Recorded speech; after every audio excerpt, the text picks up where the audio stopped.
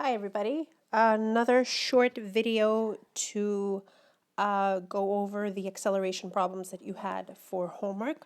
So I'd like you to go over these and send me your corrections by either taking a picture or sending me the file. Okay, and I will tell you the due dates for that. So we've done numbers 1 and 2 together. We did them in class, so I'm not going to go over those. I'm going to go right to number 3. Okay, after traveling for 6 seconds, Chris reaches a speed of 10 meters per second. What is his acceleration? So again, we look at our acceleration formula, final speed minus the initial speed divided by the time. So here our final speed is 10. In problems like this, when the initial speed is not necessarily said, we can assume that it's 0. We can assume that the initial speed is 0, and we divide it by the time, which was 6 seconds. So our answer is 10 divided by 6, which is 1.67 meters per second squared. Okay, so if we go on to number 2, that was a pretty straightforward one. If we go to number 4, sorry, not number 2. As Matilda climbs a hill on her bike, she slows down from 25 to 6 miles an hour in 0.5 hours. What is her deceleration? So we have two things here that are kind of hinting to us that we're going to see a deceleration or a slowing down, or in that case, a negative answer. We have the words slow down and we have the words deceleration.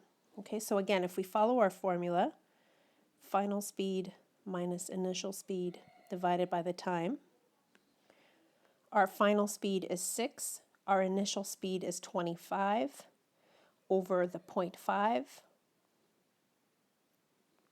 So we have 19 divided by 0.5, which will give us 38 miles per hour squared.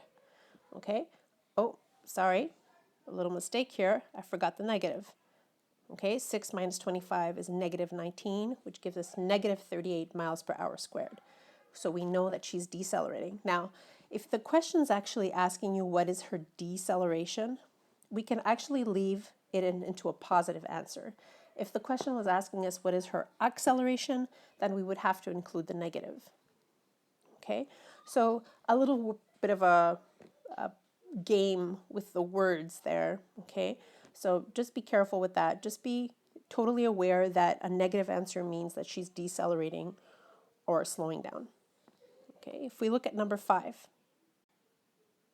So number 5, as we continue, a parachute on a racing dragster opens up and changes the speed of the car from 90 to 45 in a period of 4.5 seconds.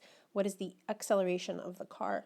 Now, racing dragster, it's those racing cars where the parachute opens up, and here I'm gonna draw you a nice little diagram here. Okay, and it's basically when the parachute opens up here, okay, and the car is capable of slowing down.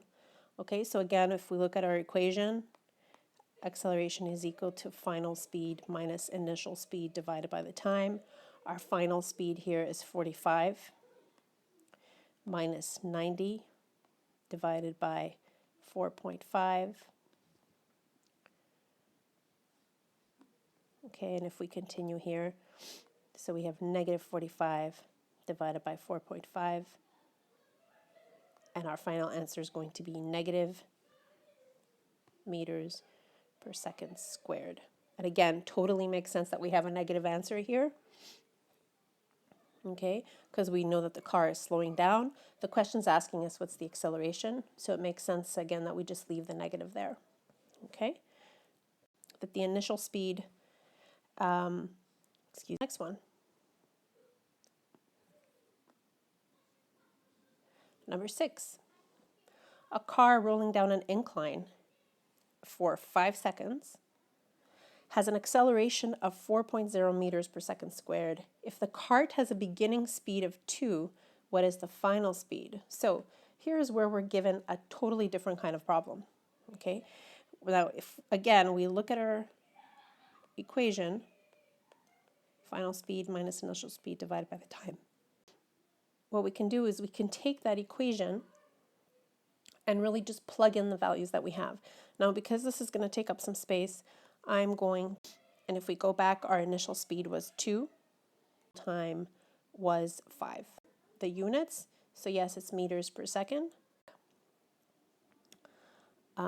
Let's go back here to number 7.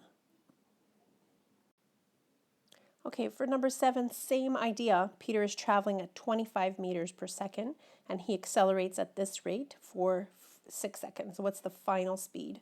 Okay, so here what I'm going to do is, just to save us some space, I'm just going to plug in the numbers right away. So 7 is our acceleration, is equal to the final speed, which is what we're looking for, so I'm going to put x, minus the initial speed, which is 25, divided by the time, which is 6. And I'm going to solve for x. So 6 times 7 is 42, which is equal to x minus 25. And x, if I bring over the negative 25, is 67. I'm adding it to 42. So my final answer is 67 meters per second. Okay, and that's my final velocity. Okay, so again, very similar problem to number 6. I'm going to move on to number 8. Please excuse the red line there. Actually, let me try to get rid of it. Here we go. Okay, Nikki's in a car that's starting from rest, and it accelerates at this rate. Okay, so that's our acceleration. What's the final speed at the end of the 4 seconds? So we have some information here. Let's plug it into our equation. So we have the acceleration, so 8 is equal to, we're looking for the final speed again, so I'm going to replace it with the x. We started at rest, so I'm putting in the 0 there. Okay, at rest means from 0, and the time is 4. So I'm solving for x. 4 times 8, 32 is equal to x, and this was a simple one with the 0 there. It's meters per second. Okay, that's great. Let's go to our last one here. So last one, number 9.